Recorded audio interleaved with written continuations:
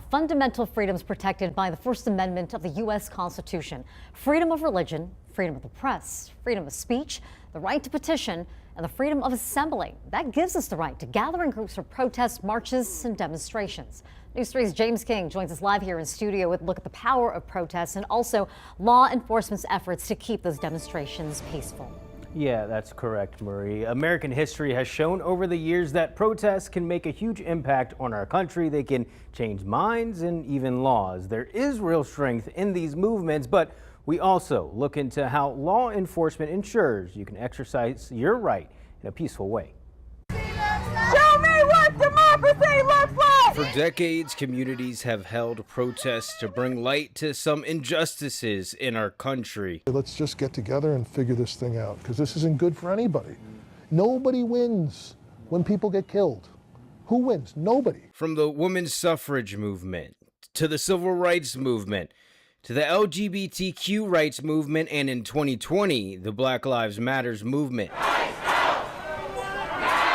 And now Americans are once again protesting, but this time against immigration enforcement operations. But tensions are high in Minnesota following 2 deaths in January involving agents. Local activist, Minister Stretch Sanders. Injustice anywhere is justice everywhere. Issue or attack to one is attack to all of us. So when the Brown family's under attack, we all under attack. The goal for protest is change. I always refer to protests as an opportunity to be heard, as an opportunity to exercise our constitutional right. But bringing changes goes beyond the demonstrations. What makes the change take place is we rally, that's mobilization. Now we meet. Now we gather, now we talk, that's organization. So mobilization meets organization, and that is the power. Minister Sanders says these demonstrations need to remain peaceful, and it comes down to leadership. Who is leading that protest? Because you are only as strong as your leadership. And then number 2, what's the energy and the tone that leader is setting?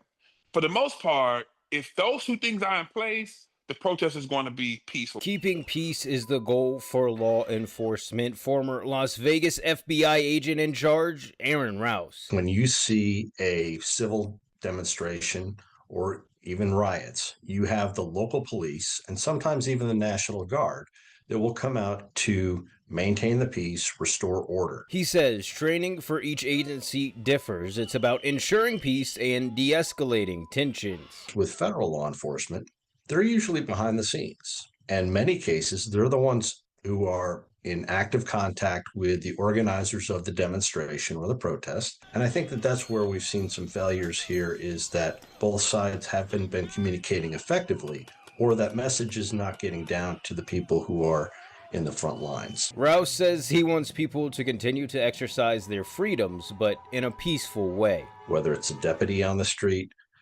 a city police officer, state trooper, or federal agent, they're doing what they've been sworn to do. And anytime you go to interfere with that action, you're violating the law. And that's not going to advance your cause. Use peaceful protest to bring to the forefront the issue. Rouse also has this message for law enforcement. Stick to your training, keep your cool, do the best you can, work as a team for the safe return of you and your teammates, as well as for the protesters you're dealing with. Minister Sanders hopes that protests continue and that they spark change. I'm still going to echo and encourage people to use your right. You have a right to organize. You have a right to mobilize. You have a right to speak up and to speak out. I think protesting is effective. Now, anti-ICE protests are continuing across the country, and just this past Friday, there was a national strike calling for people who were able to participate to not work, not go to school, and not to shop. Some local businesses were closed for the day, including Yukon Pizza and Tofu Teas. Reporting in the studio, James King